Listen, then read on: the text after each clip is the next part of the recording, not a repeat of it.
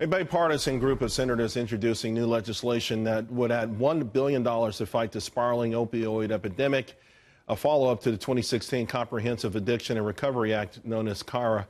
This new bill will impose a mixture of policy changes, including restricted access to opioid painkillers and greater access to addiction treatments.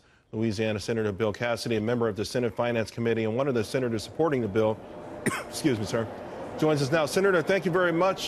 This is an extraordinary topic. It's gripping our entire nation. It's the worst drug crisis ever. So give us a little bit more details on this latest push, if you will. A couple things. We're trying to have more appropriate prescribing of opioids, trying to equip states to be able to identify which physicians might be prescribing, overprescribing, either for gain, like they're a pill mill, just giving drugs to people they shouldn't, or it's just their practice pattern and it needs to be corrected, as well as the manufacturers and the distributors to have more information as to suspicious activity. We also put dollars out there, increase dollars for treatment, and try and raise the standards for treatment. I also understand that you're trying to make sure first responders have the adequate equipment to treat potential overdoses. I'll share this story with you. 6 years ago, a young man in my neighborhood wandered into our backyard and he died a couple hours later from a heroin overdose. He was 19 years old. His mother described him as a gentle giant. The next day he was going to go to college.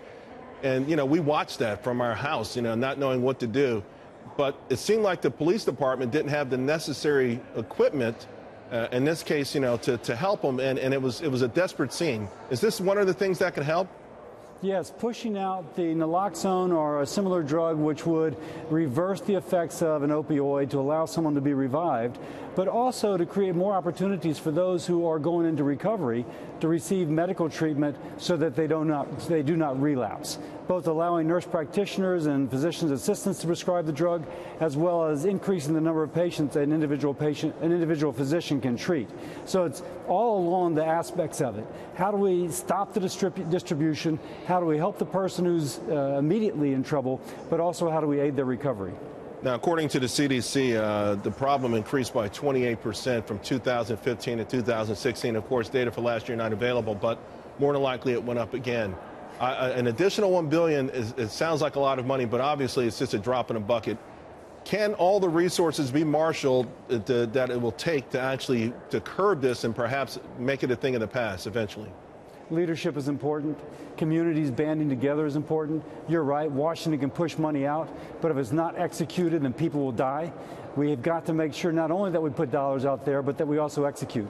There is in this legislation that which would evaluate treatment programs to identify best practices and to make sure that those with best practices are being supported and those that are just worthless programs go away. But ultimately, it's about leadership. Totally agree with you on that.